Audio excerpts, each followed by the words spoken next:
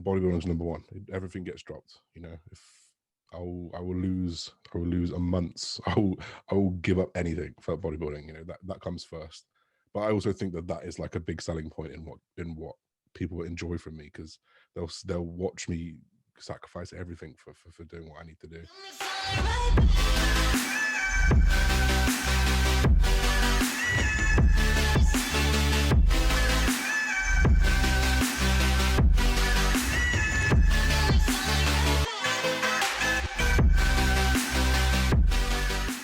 Welcome everyone to the second series of the Fitzness Academy podcast. Again, this is going to be episode number 6, hopefully, if not 6 or 7. We haven't decided yet. We've had a lot of podcasts. I'm actually in COVID isolation at the moment. So we're filming about 5 episodes this week. So I'll be brutally honest with you. It would be rude for me to say, yeah, this is going to be this number, because I'm just trying to get as many done as possible. And I'm thankfully joined today, everyone, by Josh Bridgman. This is huge, ladies and gentlemen. This is huge because Josh's resume is quite good already, you know. So he's, you know, YouTuber, over 50,000 subscribers, you know, 7.7 million views. Not bad. Yeah, we'll move on to the next one. He's owner of 1MR, you know, clothing and apparel. Yeah, not bad. Again, he's also host of his own podcast, and as well on the side, he's also earned his IFBB pro card as well. So not too bad. It's not too bad, mate. Thank you very much for coming on. No, thank you for having me on, dude. I appreciate it. No worries at all, mate. So, you know, I don't know if you've seen any episodes yet, mate. You know, I'm not offended, don't worry. But, you know, we do ask a bit of a very random little icebreaker question. And this is an interesting one, because I had to dive quite deep with this one for yourself, mate, because I could have been really boring and gone, right, what exercise do you prefer the most? Or if you could do one for the rest, you know, what would you do? But, you know, you have a very interesting array of footwear choices. The Birkenstocks I've seen, you know, you've got the slippers also on the shop as well. So, you know, if you could have one footwear of use for the rest of your life, including barefoot as well. This is an interesting one. I said it's a bit bizarre, but come on, give it what are you going for? See, my brain immediately goes barefoot when you mention that, because it's the comfiest. Yeah. But then you've got to deal with cold weather. You've got to deal with glass on the floor. I live in London. I don't think it's safe to walk. But then you think, do I go with the comfy shoe that I wear? Well, a comfy shoe that I wear would probably be a Yeezy. But then when you're inside your own house, why are you going to wear shoes? When I go to bed, you don't want to, you know. I would probably go with something like, I got a pair of Birkenstocks at the moment, which are like they're a little bit more trendy than like the typical Birkenstocks. Probably those, because you can slip in and out. You can dress them up, dress them down. You can dress them up, you can dress them down. They're like a hybrid. Yeah. If I was forced into that, then that's what I'd do. Mate, see, it's an interesting question. It's got you thinking already. So no, but we'll crack straight on. Okay, so obviously, I'm thankful enough to watch a lot of your videos and you know, and obviously see what you've been up to in the past sort of couple of years. You know, from anyone who's never met you before, what would you say your journey's been like up until the present day? Obviously, like I said, we got a lot of points there at the start when I discussed your resume there, but sort of starting off, probably YouTube is fair to say, starting off with YouTube and then in the bodybuilding world, and then building up from there. Exactly that, yeah. So kind of started off as just bodybuilding in general, and falling in love with like fitness influencers. That's actually like what my first big passion was. And then I realized that bodybuilding was like a byproduct of the fitness influencer lifestyle. And so I sort of tried to live it a little bit. I tried to do a little bit of YouTube, really, really poor. That didn't get views apart from my friends. And then, like out of that became opportunities in bodybuilding. You can come compete this. I'm like, compete? What does that mean? Some of my fitness influencers that I follow kind of do that. What's that? Oh, you got to go on a diet. All right, okay, let's try a diet. Did a 6-week diet. Tried to compete, did all right, and kind of just fell in love with that process off the bat. And then since then, it's just been like an upward journey, a journey of trying to be one of the best bodybuilders that I possibly can, and documenting that journey. And then obviously through that, like the support that I got through that kind of created an opportunity to make a company that people can support, which is where 1MR came in, and then it's just been upward since.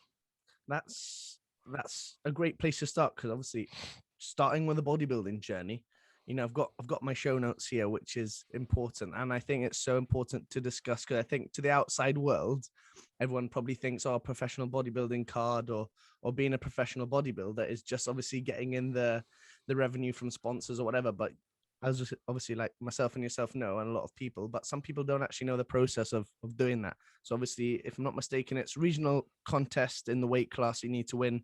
Then you get invited to the national championships of that year. And then you have to win the overall class to get the card. Yeah, you have to do a regional. You actually don't need to win it. You actually just need to Tick be in the in box. it. Yeah, essentially, I think it's just to ensure that some type of competition money goes into your own country. I think I don't 100% know. Once you've done that, you can then do a pro qualifier. So actually, like get into a pro qualifier, you can sort of just do it, but like the level of what is winning is like it's high. It's a level that takes some people a decade of training, you know. And so it is very much like you get into the pinnacle of the sport, the pinnacle of physique development when you start winning those types of things. And then once you achieve that status, beat people, because it is a win show. You have to be the best in show at 95% of all competitions, and then some of them it's 2 or 3. So it is a win the entire thing. And then once you get that, you do it all over again and you climb the ladder of the pro ranks. That, I think the best way that I was actually managed to describing that was actually through watching the This Is Now series, and obviously I'll leave links to everything in the description below. But for me, that was actually a brilliant insight, because obviously you didn't get it first time, wasn't it? I think it was about 7 months ago, 8 months ago now. I can't remember which the first show was. Yeah. So then obviously we didn't get it first crack, and then obviously you went to the second show, managed to get it there. Was there ever a point which kind of, or naturally thinking, right, cool, maybe this isn't quite for me, or was it always next show and let's try and get it in the next show? So I feel like I've always had a pretty like realistic view of my bodybuilding career and set kind of realistic goals. So like I knew I was good when I first started because I was natural, I was really young, and I was placing like top 5 at competitions where people weren't and they were older than me. So I was like, okay, cool, I've got some shape then. I've got something that they want, but obviously I'm missing out on the size. So I was always realistic in so I set realistic goals, I think. Like, so, you know, one year I was like, I need to get top 5. So I got that top 5. I was like, you know what, this year I need to be pushing for top 3. And if at any point that didn't happen, I'd probably, you know, I wasn't faced with that scenario, but if that did happen, I'd then reassess my goal. So with the pro card, I first went for it in 2019.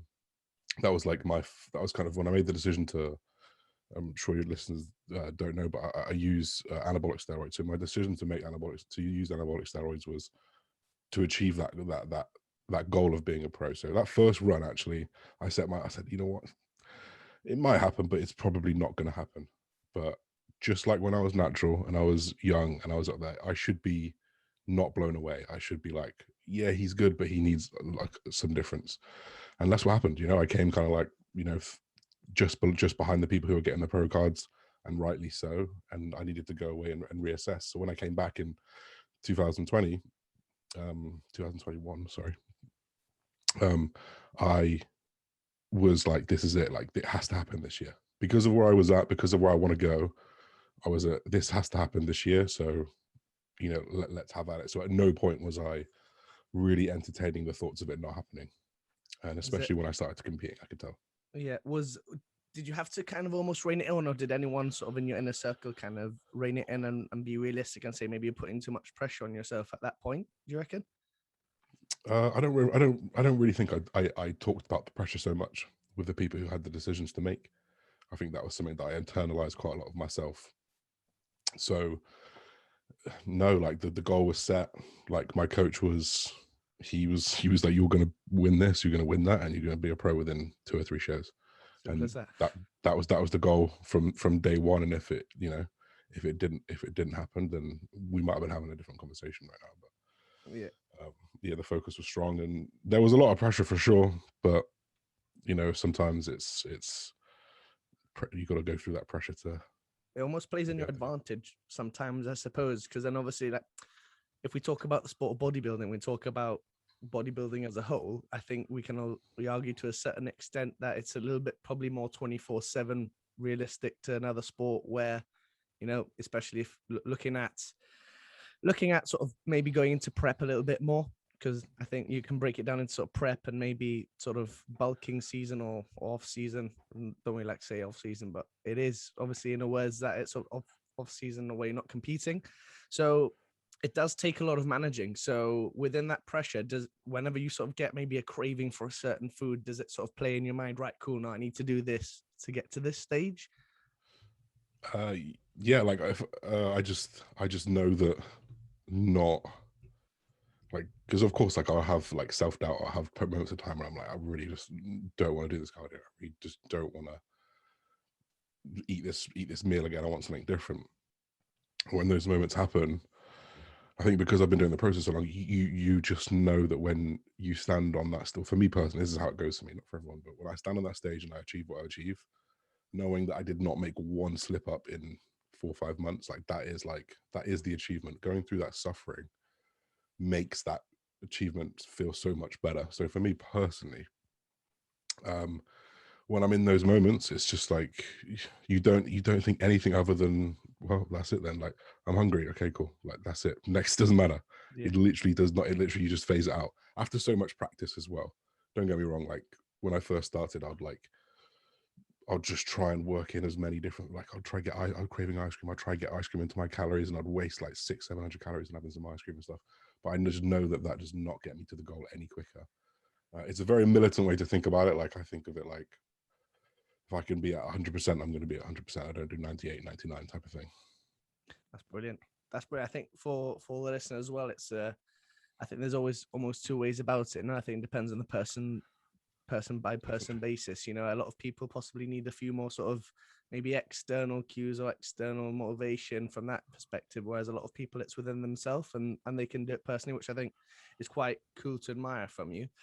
I'm going to stick with if you don't mind, because I'm going a bit off script, but I think it's a good idea, because a lot of people will see that, you know, you're very open about what you do with the anabolic use and the fact that you're not natural in being sort of very honest, and I admired the fact about you that you were so honest so quickly, and you know that almost a not caring what anyone thinks mentality. I can't remember which video you said that in, but might be one of your early podcasts. But for you, was it a case of trying to educate people in the right way, or was it a case of just being open with everyone and instead of trying to get all this heat in, if that makes sense? I said before I started that I would document the process, because I was very much, I was against it for so long, and I hated how no one really gave you what was happening and what was doing. So actually, like, I generally thought like this would be really good to share, but also like I'm not doing this for anyone other than like myself, and this, everyone knows I'm going to be using it because I'm going to suddenly blow up. I was like, there is no benefit to me lying right now. In fact, there's only benefit to me being honest.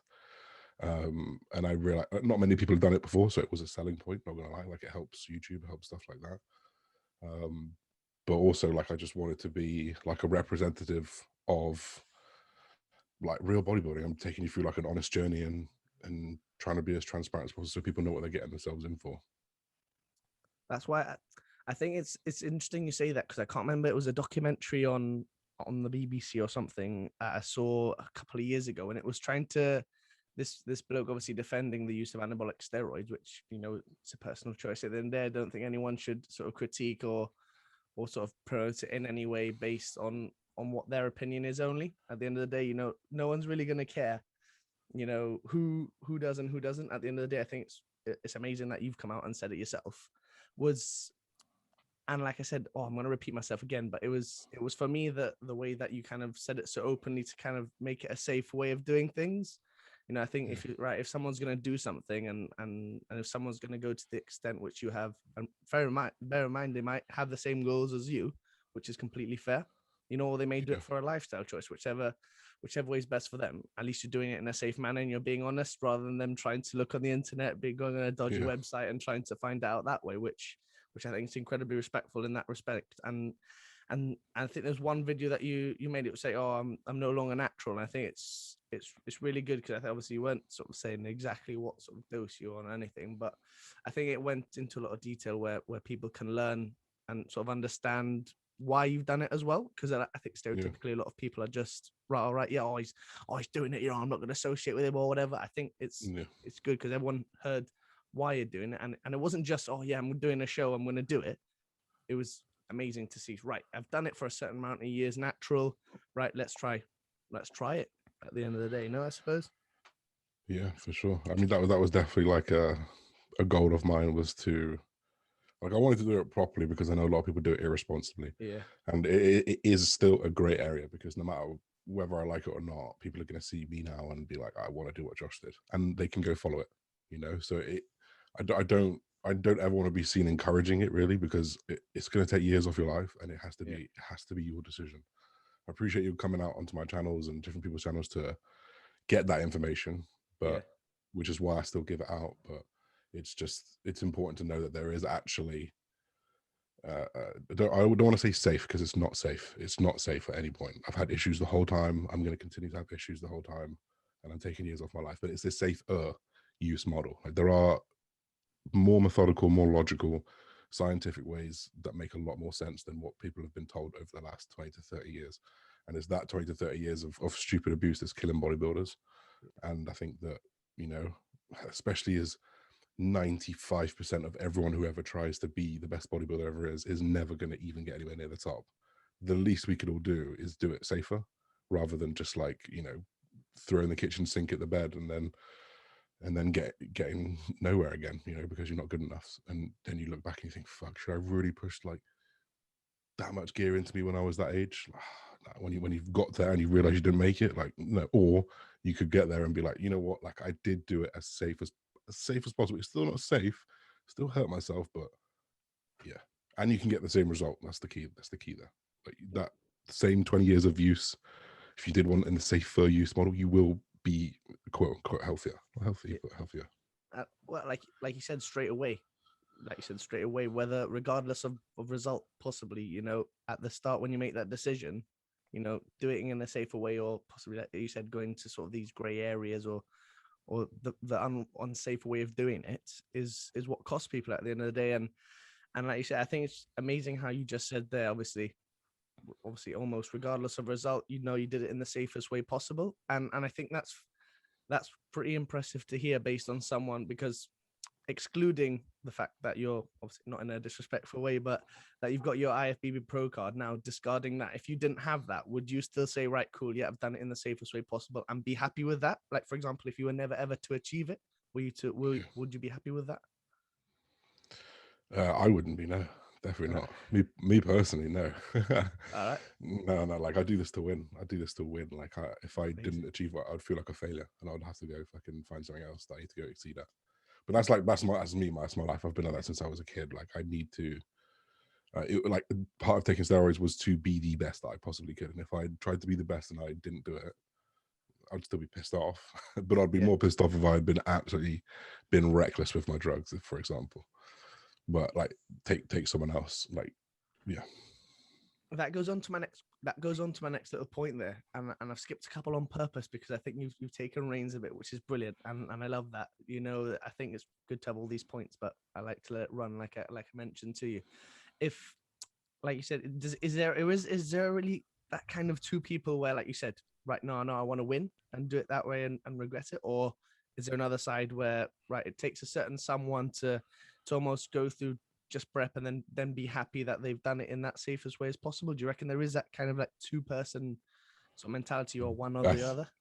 I think it's a color of rainbows rather than black or white. I think there'll be people who are completely going to be absolutely over the moon that they went and tried it, and just say, look, I tried it and I failed. That's fine, but I went out and tried it. I did the safest way possible.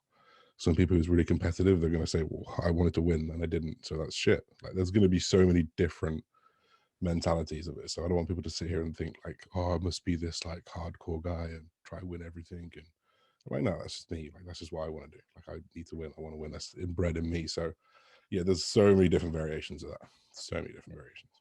That's brilliant, mate. And we're gonna get onto your future and what's to come in a little bit. But I want to link back to YouTube story, because I don't know about yourself, and I think you know the answer, but I'm a big YouTube fan, and obviously it's just a lot of the reason why I do this. And obviously I think you've been almost over 10 years in the game now. I think it is over YouTube, if you go right to the end, and you can see obviously the consistency over there.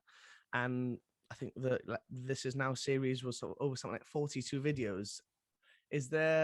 Was there ever a goal when you first started this channel over 10 years ago to kind of to get to where you are now, or was it always right, I'm going to do it, and like you said, try and sort of teach people the right way? Or because you did a 101 series, obviously teaching people squat and obviously supplementation and things like that, which is, again, if I was a youngster before obviously finishing my sports science degree and going into personal training, strength and conditioning coaching, was there, I would have needed information like that, and I did a lot of the time.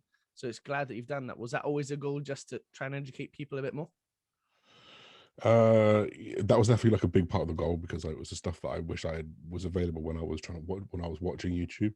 But like 100%, like I just wanted to be a YouTuber. Like I wanted to live that life. Like I was literally just attracted to that life. And I thought that fitness was my medium, and I thought that doing those types of videos was going to be the way that I kind of fulfilled that idea of like making educational, relevant, good, nice content for a living. You know, like that was pretty much the goal. I actually thought I'd be further along the line than I am right now, by the way. Like I thought I would have hundreds of thousands of subscribers by now, but it's not transcribed. Well, whether it's transcribed or not, mate, I think a lot of people are pretty inspired by yourself, and even myself as well. Because at the end of the day, if you look at it sort of one track mentality, it's a bit bizarre, because the amount of people who follow the 1RM story after that, and the amount of people use the cuffs, I don't think, and this is not just because you're here, I think I walk into almost every gym I almost see has got someone using 1MR sort of cuffs. Or I'm a big fan of the long rope, so I take the long rope every single time I come to the gym. And we'll get onto that in a little bit. But I think, you know, across what you've done, I think it's important to think about that, because obviously I think YouTube is one really, really good way of doing it. I think obviously Instagram's a different thing. You know, a lot of people will have Instagram who don't have YouTube, and vice versa. So I think that's pretty impressive to see. Obviously over 60.5k followers on Instagram, which again, over 10,000 more on YouTube. So over 10,000 more than YouTube.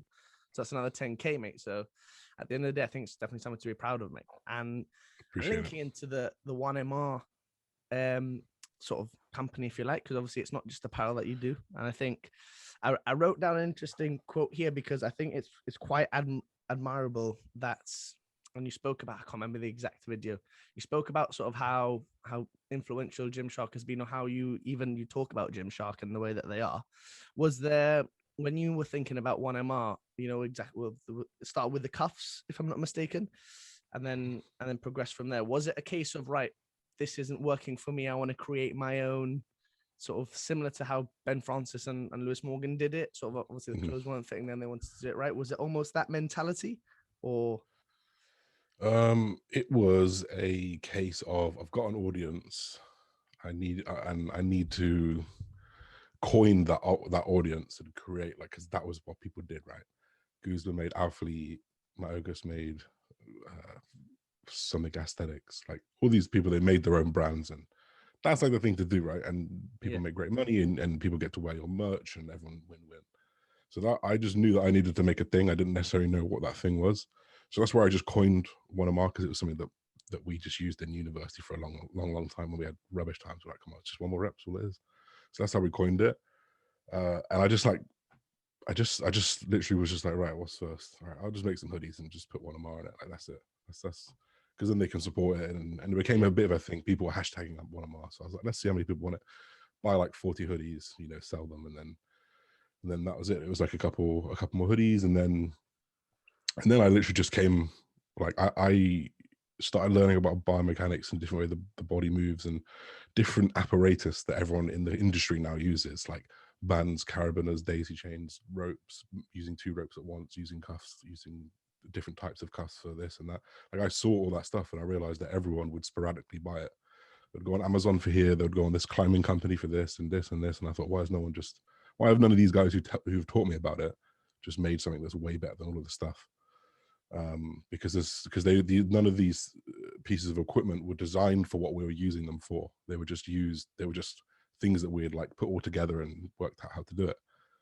So then I just started thinking, why has no one made us like a because I bought so many pairs of cuffs that just tore into my arms. I thought, why has no one made a comfy one? So that's where I just thought, let me just see if I can do it. You know, let's just do it. You know, spend 300 or 400 quid making some designs. I'm like, this one's quite good actually. me send it out to a few people. Everyone's like, this is unbelievable. And because of what they were costing me, I'm still half price of what like the best cuffs in the game were. They were like 50 quid aero slings. They're called £25 for one. And I'm £24 now. Like it's ridiculous. So I just thought, all right, cool, let's buy a few hundred of them.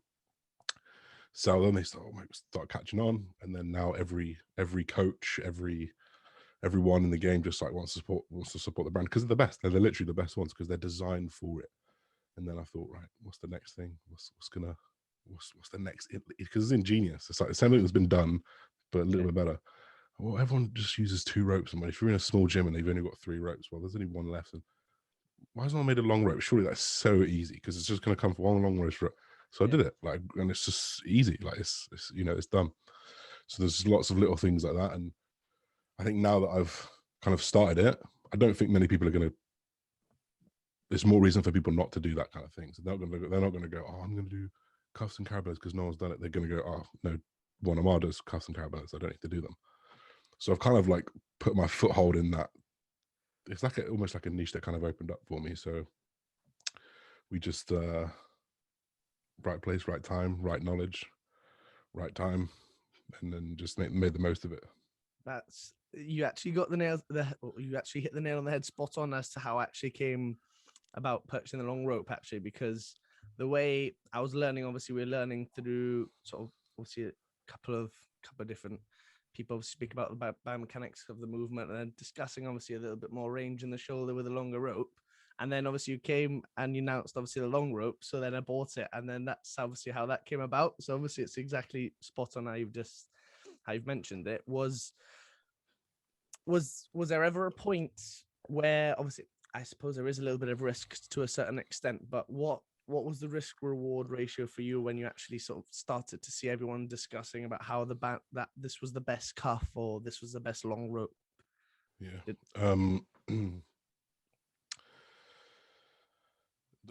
Risk to reward ratio, like there was no risk. There was 0 risk. It was all reward. Because actually, like I wasn't losing money or anything because everything that's in that bank account, everything I've ever made has come from one £5,000 loan. And that's it. You know, I loaned myself £5,000 from my coaching business, which I'd saved for ages. And then I just like spent all that 5, you know, got back to 10, sold 10. And then like, you just kind of keep investing into the business. So there was never ever a risk. The only risk is like, if a product breaks and I'm like, all right, cool. Well, I'm glad that it broke because now I can make it not break next time, you know, and just improve. So like the cuffs that we've got now are probably like the 3rd issue of them because we've just changed them. So they look the same, but they're a lot different than the first ones.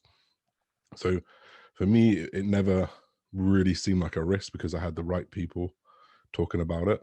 I had like, you know, the people who pretty much brought cuffs and all that stuff into the game, the muscle mentors talking about it. And from there, like there was no real risk. That's brilliant, mate. That's brilliant. And by the way, I'll leave all the if you don't understand what we're talking about, I'll leave the link to the website in the description. I said I bought it, so I highly recommend it. So if you want to get it, go down there. Leading on to I like to always say it's a quick fire portion, but it's never a quick fire portion, and I love this bit. But in terms of a little bit of rapid fire, if you think about obviously across all 4 facets that we've spoken about today, or all 3 facets, sorry. What was the best advice you were given, obviously across the bodybuilding side, where obviously you decided to sort of go a natural or use the use of performance enhancing drugs to you know, starting 1MR and then obviously to keep carrying on YouTube when maybe views were low, etc. What was the best advice you were given across all 3? Or you can even individually link them, but what was the best advice you've been given? I think motivation comes and goes, but discipline is what's going to make a difference. Something like that is really, really perfect. I think me and my coach Cal talked about it. I just told him, like, I'm just not feeling it. He's like, that's fine. It's not normal to do that. It's not normal to feel 100% motivated 100% of the time. Anyone who's ever won anything would have had their own self-doubt. So it's important just to keep showing up and keep turning up for that rep. Like that is literally one more rep. This is kind of what it's born out of. It's just keep showing up, just keep doing that rep. There's just one more left. But every day there's one more. It's just one more. It's just one more, you know, and it's just keep showing up, and you know, the good days you'll make progress, the bad days you'll go sideways, and you know, as long as the trajectory is up, it's all good. I think it's important, and on all the listeners need to understand. Obviously, every day is not going to be fine and dandy and red and roses. It's obviously you're gonna have days where, like you said, you don't have motivation to do things. You're gonna have days where, I don't know, maybe a gym session's not going exactly to plan. In that respect, how do you kind of, is it always like an automatic switch for you where you're like, right, cool, this is, or I'm not feeling it this day, right, this is going to be quite a bit more work, or is it a bit more self-managing where you're like, right, cool, this day it's possibly not going to plan, do rein it back a little bit, or is it more sort of, is it more like willpower for you? Is it more about willpower? Is it more about sort of self-management? I think like 90 to 95% willpower. A lot of it is just, you just got to go get it done. And what's funny is it's hard to explain. Just go do it. But it's simple as that, isn't it? But someone who can just go do it gets it, because you just gotta go do it. Like, it feels like shit. It's gonna taste like shit. It's gonna be like shit. Okay, you gotta go do it. And so it's seems simple, but I appreciate like applying that to your own life is quite hard because you don't always feel like doing it.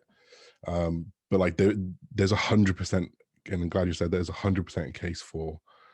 Actually, I really think that what I'm going to do is going to make me do worse. Like, even though I have, like, just in terms of bodybuilding, for example, like if I go do this session and I'm underperform, it's going to make me feel like shit. It's going to make me feel worse, and it's not going to add to it. Then yes, I will just like pull myself back a bit, or it's midnight and I got some work to do. I could just go do this extra 2 hours, but then I'm going to feel shit tomorrow, and then I'm like, you know what? No, I'll stop.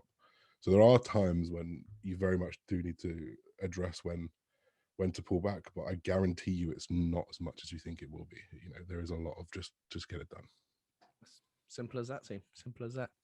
In regards to what next is for you, mate, what's next on the horizon? Obviously, if you've seen on YouTube, I think the story today, you're looking absolutely huge, which is incredible. So obviously, what's next? Is that sort of looking towards competing? Is it next year in your first pro show, or is that taking a couple of extra months after that, or what's next for you, mate?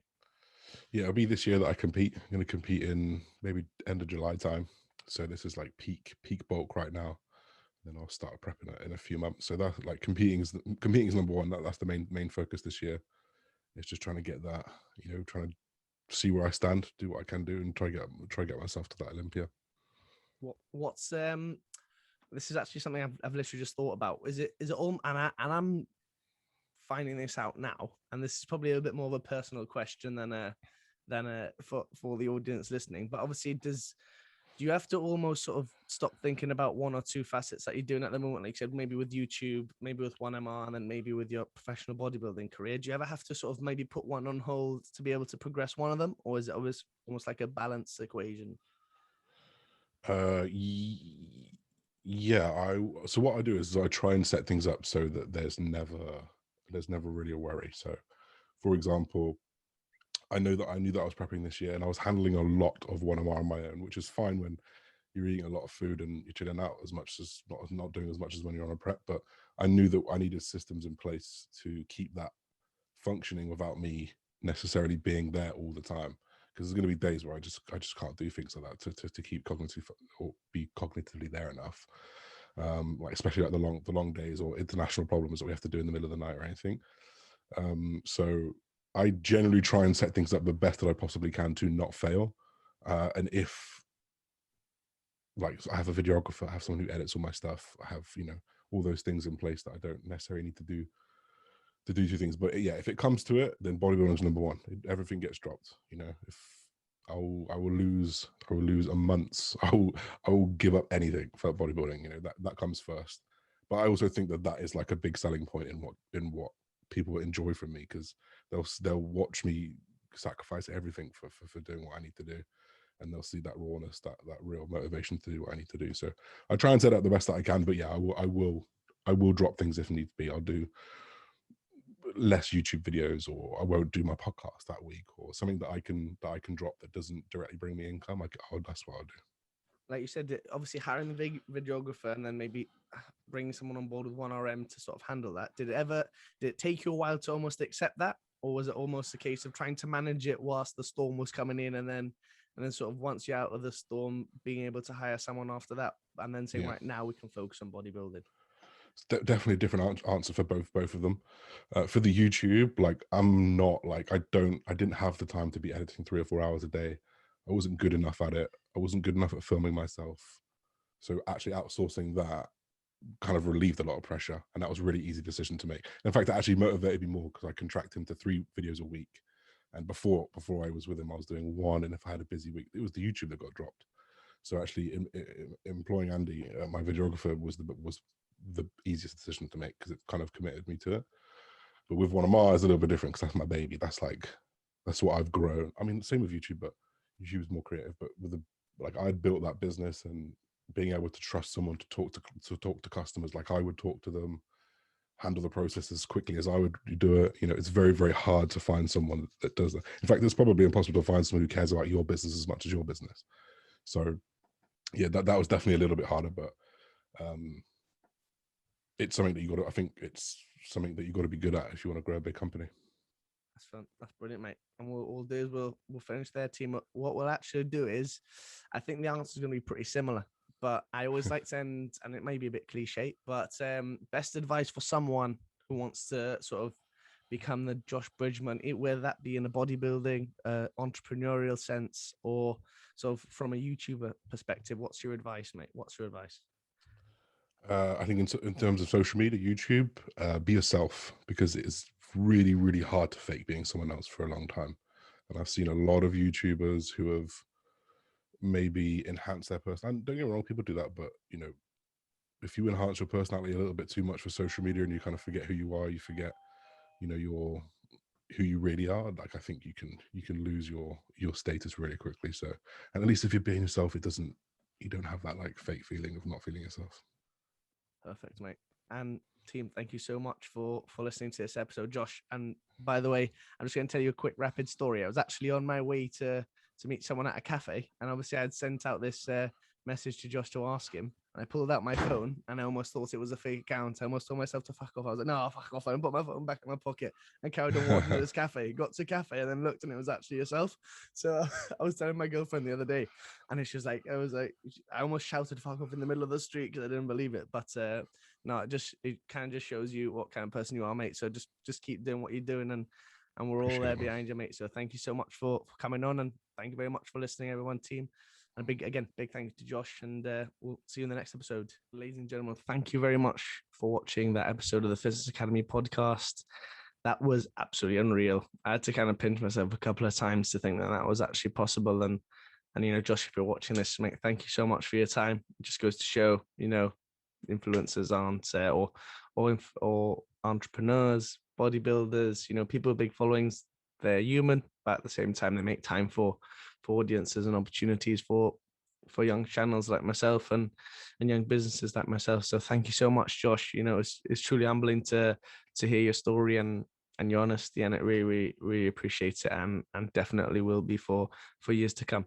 And thank you very much, guys, for listening again. Like I said, stay tuned for the next episode. Like I said, not too sure when this episode is going to come out. As I said, I'm in COVID quarantine at the moment. I feel fine, but it's going to be a couple of days. So I've recorded a lot of podcasts in this week, which is amazing because obviously podcasts will be going out consistently like I've always wanted them to. So hopefully you've enjoyed it. I look forward to next week and see you again soon. Take care, team.